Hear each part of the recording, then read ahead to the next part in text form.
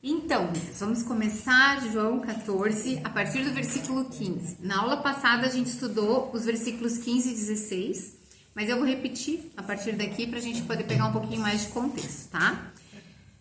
O título então dessa sessão é Jesus promete o Espírito Santo. Se vocês me amam, obedecerão aos meus mandamentos. E eu pedirei ao Pai, e Ele lhes dará outro conselheiro para estar com vocês para sempre. O Espírito da Verdade. O mundo não pode recebê-lo, porque não o vê, nem o conhece.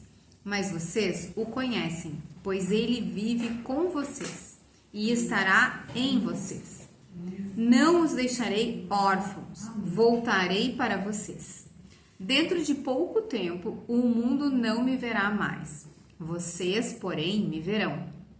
Porque eu vivo, vocês também viverão.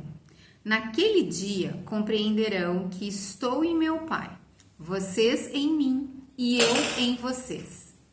Quem tem os meus mandamentos e lhes obedece, esse é o que me ama. Aquele que me ama será amado por meu Pai, e eu também o amarei e me revelarei a ele. Então, a gente está estudando esses capítulos 13, 14, a gente vai pelo 15, pelo 16. Esses capítulos todos, eles ocorrem no mesmo dia, ou melhor ainda, numa mesma noite. Jesus, lembram da Semana Santa, né? Jesus, ele entra em Jerusalém na segunda-feira, entrada triunfal, e daí na sexta-feira ele é morto na cruz, e no domingo ele ressuscita. Que dia da semana é esse aqui que a gente tá? Quinta. Muito bem, gurias, é isso aí, a gente tá na quinta-feira de noite. Em menos de 24 horas, Jesus vai ser crucificado na cruz e ele vai morrer também em menos de 24 horas. Isso aqui é quinta à noite. E Jesus está celebrando com eles a Páscoa judaica, porque Jesus morreu exatamente durante a Páscoa judaica, porque ele é o Cordeiro de Deus que tira o pecado do mundo.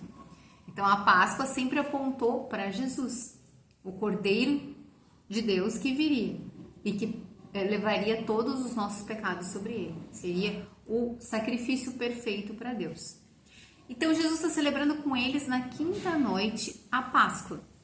E daí nessa reunião que ele tem com os discípulos, ou melhor, com os apóstolos, quantos apóstolos são?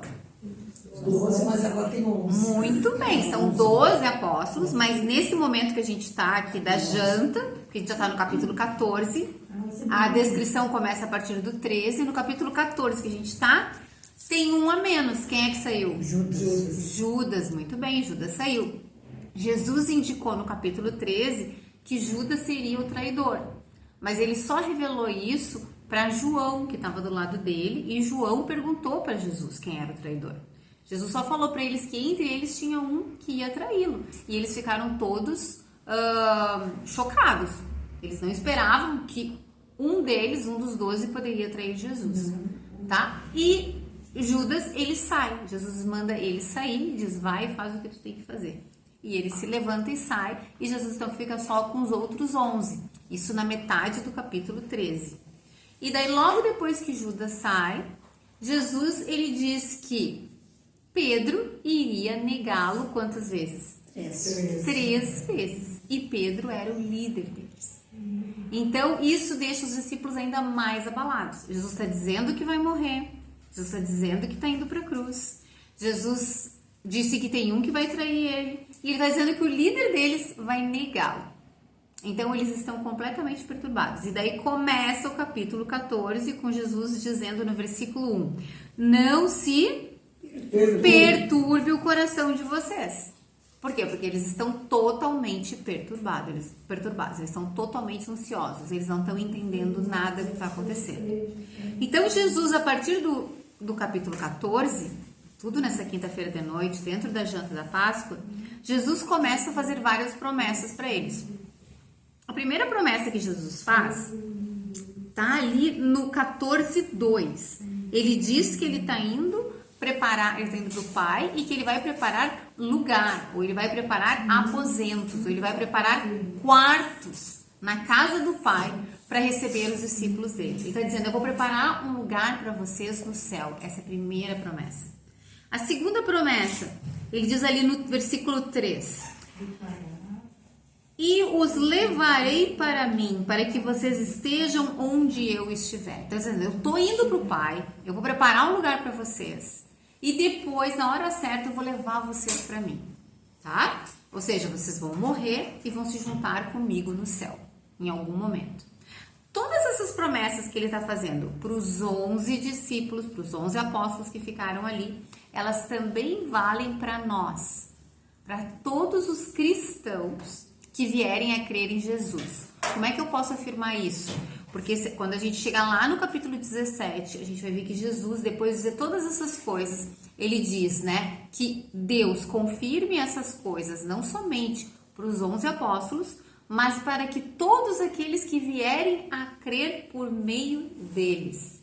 Quem foi que escreveu o Novo Testamento? Foram basicamente os apóstolos e as pessoas que estavam associadas com eles. E Deus, Jesus, ele deu esse poder para eles escreverem as escrituras. E Jesus disse: todos os que vierem a me conhecer através deles, ou seja, através dos escritos do Novo Testamento, que os apóstolos e seus associados escreveram, e crerem no meu nome, essas pessoas, essas promessas que eu estou fazendo também valem para essas pessoas. Então, essas promessas também valem para nós. Ou seja, Jesus, ele veio ao mundo, ele nasceu com um menino, ele cresceu, ele pregou, ele fez milagres, ele teve o ministério dele, ele morreu, ele ressuscitou, ele voltou para o Pai e ele também preparou lugar para nós, para quando nós morrermos, para a gente estar com ele. O dia, a hora, ninguém sabe, porque cada um tem um dia determinado. Mas se nós colocamos a nossa fé em Jesus, a gente pode ter certeza que é ele que vai nos levar para a casa do Pai. A gente não precisa ter medo nenhum da hora da morte. E mais do que isso, tem a outra grande promessa, que foi a que a gente finalizou na aula passada, que ele disse que ele iria enviar o Espírito Santo, tá? Mas vamos continuar aqui. Então, a segunda promessa é essa: eu voltarei. A terceira promessa eu marquei aqui, ó, versículo 12. Aquele que crê em mim fará também as obras que tenho realizado. Fará ainda maiores obras, tá? Então, ele prometeu isso aqui principalmente para os apóstolos, ok? Porque os apóstolos, a gente sabe que eles confirmaram as palavras de Jesus, eles confirmaram que eles eram realmente os representantes da palavra de Jesus, executando muitos sinais e milagres. Paulo fala sobre isso, Paulo fala nas cartas dele mais adiante, que ele mesmo, Paulo, ele é considerado um apóstolo porque ele tinha, ele fazia sinais e milagres como os de um apóstolo, como por exemplo Pedro fazia, tá? Então todos eles foram capacitados pelo Espírito para fazerem diversos milagres e sinais. E isso atestava que eles realmente eram os representantes diretos de Jesus. E eles escreveram isso. Escreveram o Novo Testamento a partir disso, a partir de toda essa capacitação que Jesus deu para eles. Mas ela também vale para nós. Porque, de certa forma, a gente também continua executando o ministério de Jesus de uma forma ainda maior. Jesus, ele teve o ministério dele quantos anos que ele teve aqui na Terra? Executando o ministério dele. Alguém sabe? 3 anos. 3 anos. 3 anos, 37. Só 3 anos. 3 anos. Ele começou o ministério dele com 30 e morreu com 33. Só 3 anos. Durante 30 anos ele estava recluso, uma vida normal, tá certo? Ele era um carpinteiro, ele cuidava da família dele, cuidava das coisas, mas ele não tinha começado o ministério dele, ele só começou com 30 anos. Então, no ministério dele, ele agiu por 3 anos apenas. Ele está dizendo que os apóstolos, eles vão ter um ministério ainda maior em extensão, porque eles ainda vão ficar vários anos. Só para vocês terem uma ideia, João, quando escreveu o Evangelho de João, ele já tinha entre 80 e 90 anos. Então, imagina, João devia ter uns 20 e poucos anos quando Jesus estava ali, com 33. Então, João, no mínimo 60 anos de ministério. Ou seja, um ministério bem mais extenso do que o ministério de Jesus, que foi de 3 anos. E essas obras são ainda maiores se a gente for pensar assim. Hoje em dia o cristianismo está espalhado praticamente pelo mundo inteiro. Temos a Bíblia praticamente em todas as línguas. É difícil ter pessoas que ainda não ouviram falar de Jesus. Tem, tá? Assim, países onde é proibido, existem lugares onde é difícil acesso, culturas que é difícil a gente chegar, e traduzir a Bíblia, informar as pessoas, mas o evangelho se espalhou de uma forma praticamente universal, tá? Então, se expandiu, ok? Essa é a terceira promessa. A quarta promessa, Jesus colocou ali no versículo 14, o que vocês pedirem em meu nome, eu farei. Essa é a quarta promessa que Jesus dá para ele, e dá para nós também. E a gente viu que pedir em meu nome significa pedir de acordo com a vontade de Deus. Ou seja, a gente vai pedir algo que só Jesus pediria. Então, se o nosso pedido for de acordo com a vontade de Deus, sim, Jesus vai atender todos os nossos pedidos. Mas isso aqui não é aquela coisa assim, é uma palavrinha mágica, se eu colocar no final da minha oração, eu quero ganhar na cena. Em nome de Jesus. Não, gente, não é disso que Jesus está falando. Tá certo? Ele tá falando que se for em nome dele, de acordo com a vontade dele, ele vai realizar. E ele vai realizar tudo o que a gente precisa que seja realizado. Então, assim como os discípulos, quando eles tinham um problema, eles iam até Jesus, eles pediam para Jesus conselho, eles pediam orientação, eles pediam uma solução para o problema. Da mesma forma, nós podemos chegar a Jesus hoje e fazer esses pedidos. E Jesus vai nos atender de acordo com o nome dele, de acordo com a pessoa dele, de acordo com quem ele é. Como é que eu conheço a vontade de Jesus? Estudando a Bíblia. Então, se eu quero fazer uma oração poderosa, eu tenho que conhecer a Bíblia. Oração poderosa é uma oração que conhece a palavra de Deus, que pede de acordo com a vontade de Deus. Essa é uma oração poderosa, porque Deus prometeu para nós que ele vai nos atender se for de acordo com a sua vontade, tá? E daí a gente vai para a quinta promessa, que foi o que a gente acabou de ler agora. A gente leu ali o versículo 16. E eu pedirei ao Pai, e ele lhes dará outro conselheiro para estar com vocês para sempre. Aqui é a grande promessa do capítulo 14. É a promessa de enviar o Espírito Santo. Algo que nunca aconteceu antes em toda a história da Bíblia. Tá? A gente tem toda a Bíblia aqui para trás, todo o Antigo Testamento. Ninguém no Antigo Testamento foi morada do Espírito Santo, como hoje os cristãos são.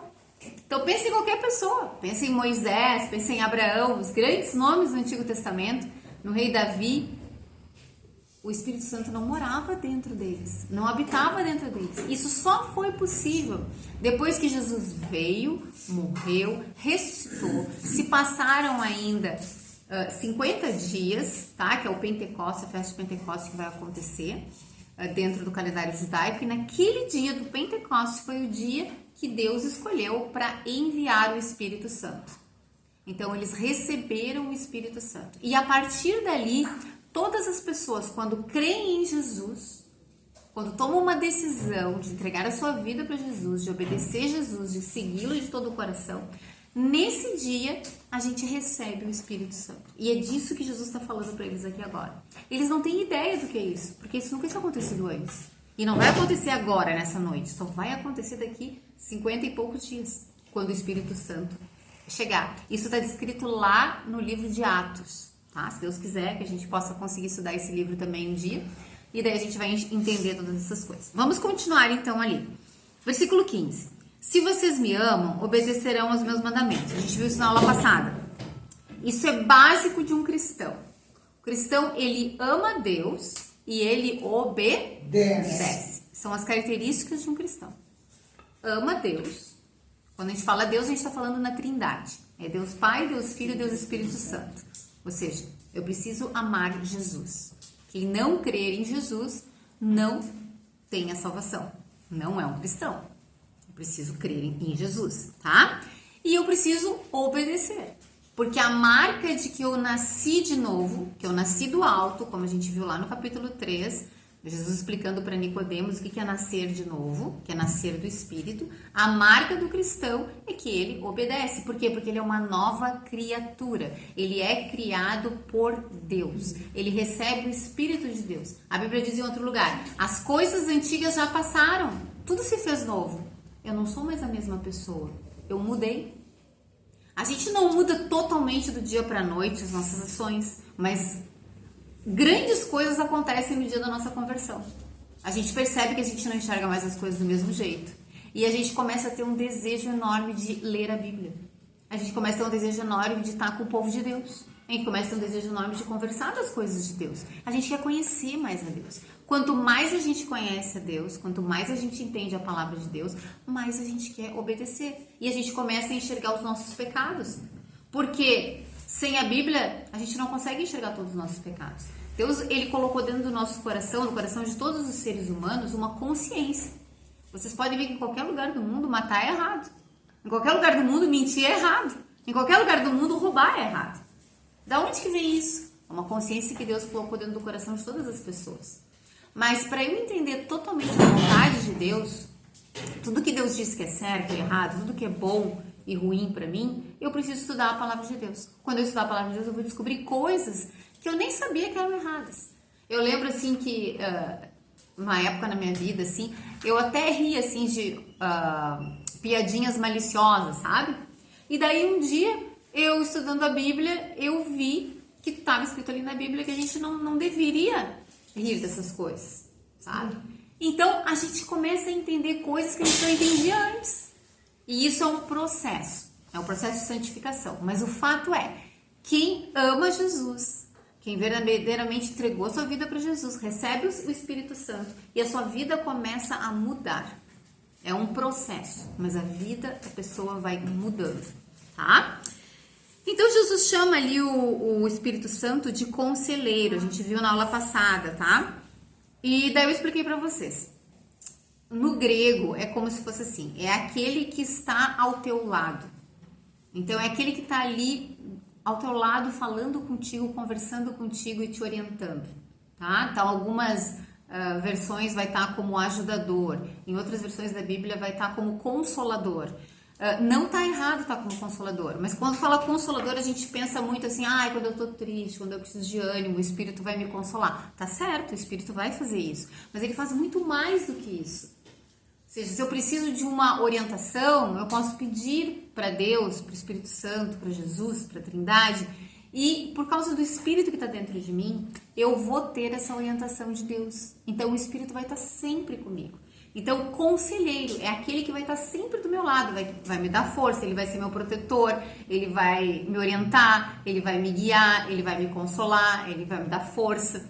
Tudo que eu precisar, eu vou ter o Espírito Santo comigo se eu sou um verdadeiro cristão. É isso que Jesus está prometendo para eles. Versículo 17. O Espírito da verdade. O Espírito da verdade é um outro nome para o Espírito Santo. Por que é o Espírito da verdade? Porque é o Espírito de Deus. Deus é a verdade. Jesus falou, nesse capítulo ainda, ele falou, eu sou o caminho, a verdade e a vida, lembram? Versículo 6, 14:6. Respondeu Jesus, eu sou o caminho, a verdade e a vida. Jesus, ele tinha dito ali no início. E agora ele fala de novo que ele vai enviar o Espírito da verdade, porque é o Espírito dele. O Espírito Santo é o Espírito de Jesus, é o Espírito de Deus Pai, é o Espírito da verdade, é o Espírito Santo, tá? O mundo não pode recebê-lo. Quando Jesus está falando do mundo aqui, ele está falando de todo o conjunto de pessoas que não conhecem a Deus, que não são filhos de Deus. A gente tem visto aqui dentro do Evangelho de João, que Jesus deixa muito claro que só tem 2 tipos de pessoas no mundo. Os filhos do diabo e os filhos de Deus. Eu já fui filha do diabo. Teve um momento na minha vida que eu me converti, que Deus se revelou para mim, eu criei nele e eu passei a ser filha de Deus. Eu passei a fazer parte da família de Deus.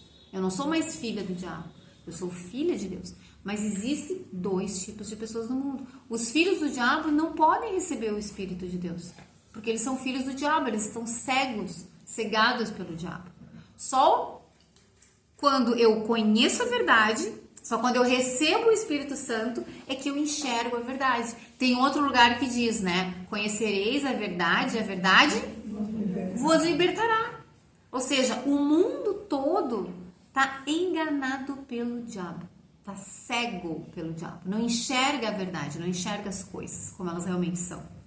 Mas no momento que o Espírito da verdade dá vida para essas pessoas passam a crer verdadeiramente em Jesus e começam a enxergar as coisas, o Espírito é da verdade e ele vai mostrar para essas pessoas a verdade.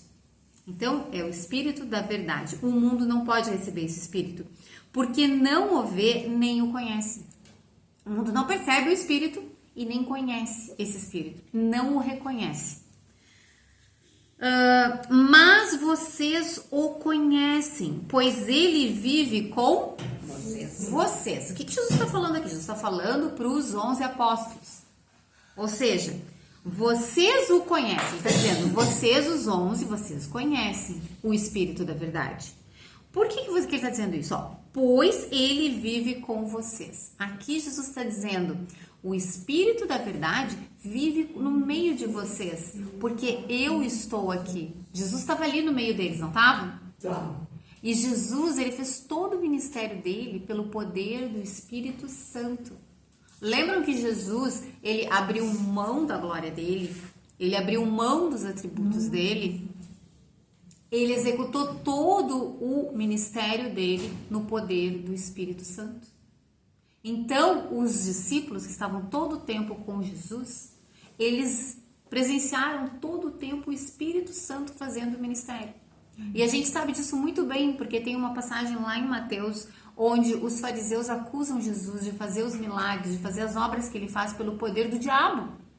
E Jesus diz que eles estão blasfemando não contra ele, eles estão blasfemando contra o Espírito Santo. Porque o ministério de Jesus está sendo feito no poder do Espírito Santo. E aqui Jesus está reforçando para eles. Esse Espírito da verdade, esse Espírito Santo, ele está no meio de vocês. Ele está aqui, em mim. Vocês conhecem esse Espírito. E eu vou enviar esse Espírito para estar em vocês. Porque no momento o Espírito está em mim e vocês estão ao meu redor e vocês estão conhecendo. Mas esse Espírito, quando eu morrer e depois eu ressuscitar, no dia certo, que eles ainda não sabem, mas é o dia de Pentecostes, vocês vão receber esse Espírito e ele vai estar em vocês. O mesmo Espírito que está em mim, tá? Então, continuando ali o 17, o finalzinho. E estará em vocês, se referindo ao Espírito. 18.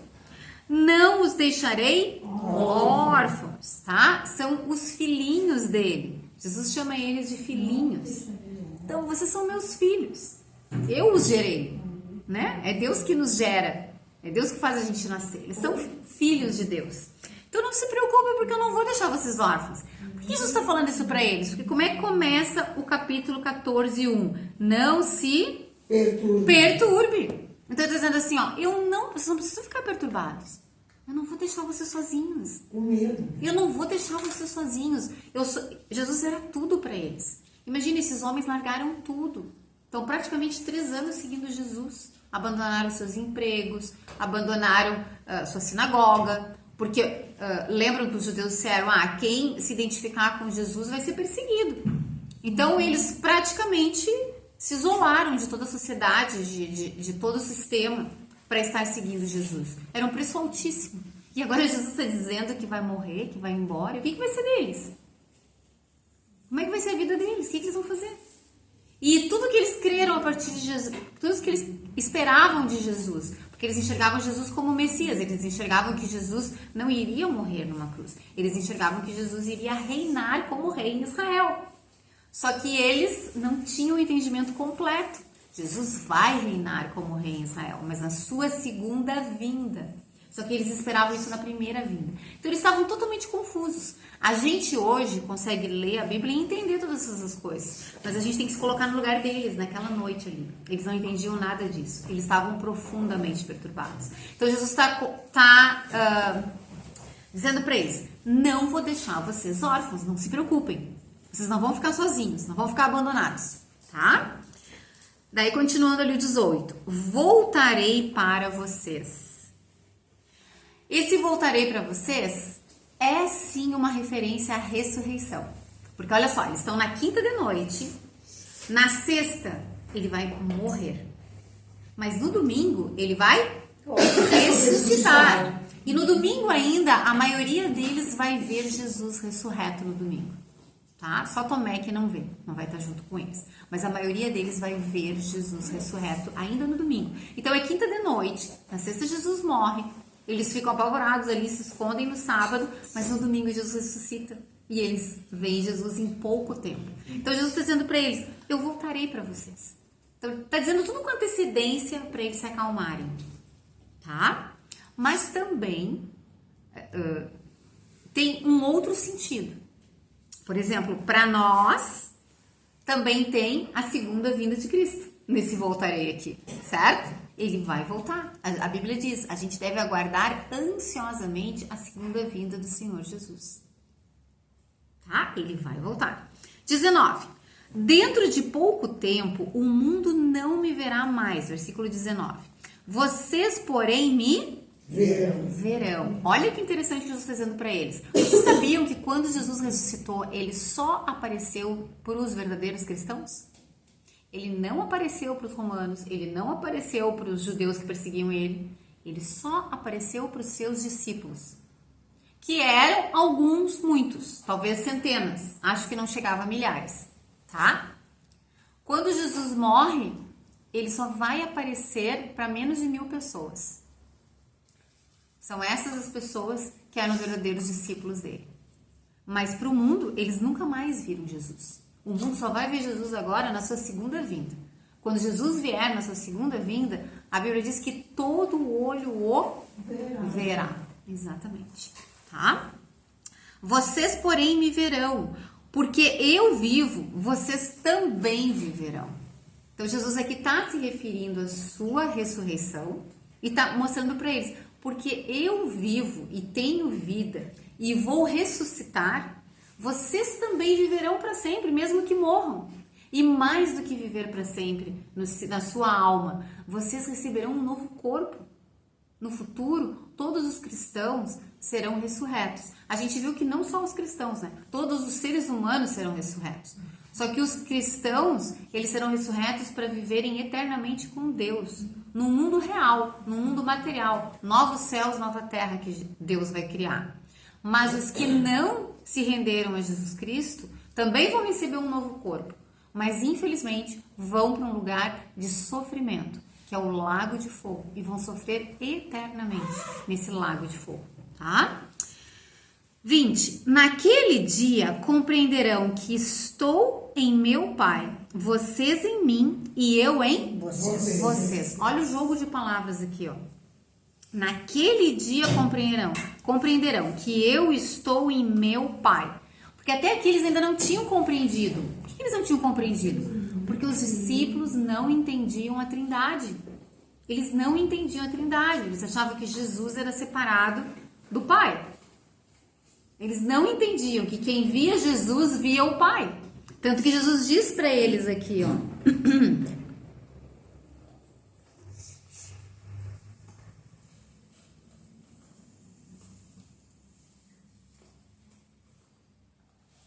Onde é que tá aqui? Me perdi agora. Aqui, ó, no versículo 9. 14, 9.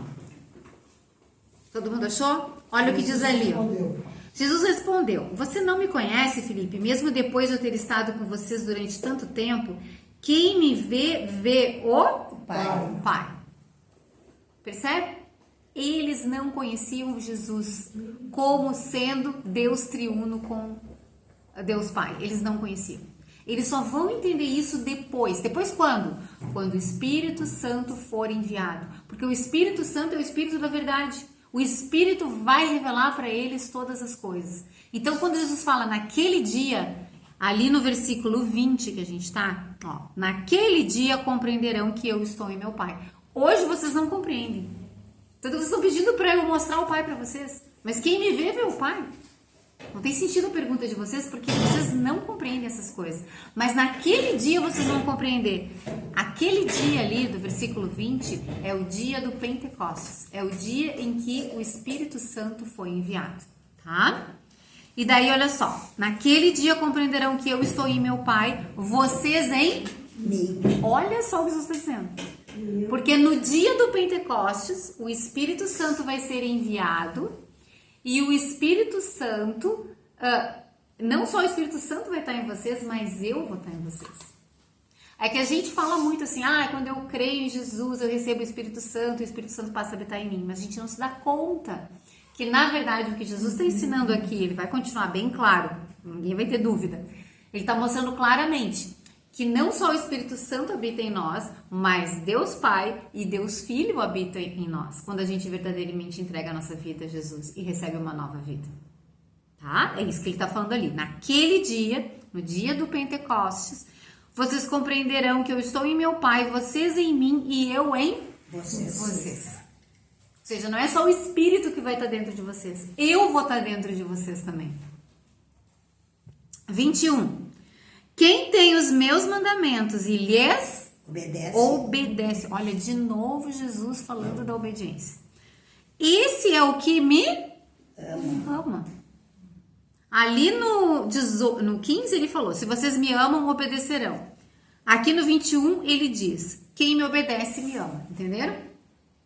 Quem ama, obedece. E quem obedece, ama. É a mesma coisa. E Jesus está deixando claro para não haver dúvida. Se alguém acha, porque fez uma oração uma vez na vida, que aceitou Jesus, até mesmo se batizou, mas não ama Jesus, não obedece Jesus, não anda nos seus caminhos, que está salvo, não está. Não sou eu que estou dizendo isso, é Jesus que está dizendo isso. Ele está dizendo isso, são as últimas palavras dele, antes dele morrer. São as palavras, digamos assim, mais importantes. E ele está nos revelando algo incrível aqui, porque ele está nos revelando a Trindade, tá? Continuando ali no 21. Aquele que me ama será amado por meu Pai. Ou seja, se alguém não ama Jesus, não é amado por Deus Pai. Mas quem ama Jesus é amado por Deus Pai. Quem rejeita Jesus não tem o amor de Deus Pai. Não existe isso. Não, eu creio em Deus, mas não creio que Jesus é Deus. Não existe isso. Tá? Para ter Deus Pai, tu precisa ter Deus Filho. Jesus é o único caminho. Ele falou, eu sou o caminho. Não tem outro caminho. Não tem como chegar a Deus Pai de nenhuma outra forma. Tá? Eu posso vender todos os meus bens. Eu posso me sacrificar pela humanidade. Não interessa. Eu preciso crer em Jesus. Só Jesus pode me levar a Deus Pai. Nada do que eu posso fazer pode me levar a Deus Pai. Só Jesus. Aquele que me ama será amado por meu Pai. E eu também o amarei e me revelarei a ele. Ou seja, aquele que ama Jesus, que decide seguir Jesus, pode ter certeza que Jesus vai se revelar a ele. Então, se alguém ainda não conhece Jesus, mas quer seguir Jesus, é só essa pessoa dizer para Jesus que o ama, que quer obedecê-lo, e Jesus vai se revelar a ele. Jesus disse, todo aquele que bate a porta se abre. Quem busca, encontra. Quem pede, recebe. Tá? Então, o que eu, como pecador, preciso fazer? Eu preciso pedir, eu preciso bater, eu preciso pedir para Jesus me dar uma nova vida. Foi o que a gente fez aqui na aula passada, né, Suzana? É isso. Tudo que a gente pode fazer para receber o Espírito de Deus, para ter comunhão com Deus Pai, é pedir. Deus, me perdoa. Deus, me dá nova vida. Eu quero ser tua filha, tá? Então, Jesus vai se revelar a ele, mas para o mundo, Jesus não vai se revelar, tá? Eu tinha anotado aqui, é que tem tantas anotações na minha Bíblia, que daí eu acabo me perdendo. Acho que a dona Ilma tá certa, né? Melhor deixar a Bíblia sem muitos... Sem nada. Porque eu anoto tanto que daí chego a me perder nas minhas anotações, tá? 22, deixa eu ver como é que eu tô no tempo. Eu vou deixar o 22 pra semana que vem, porque eu já passei do horário aqui. Daí a gente... passei do horário. Daí a gente começa o 22 na semana que vem, então. Tá bom?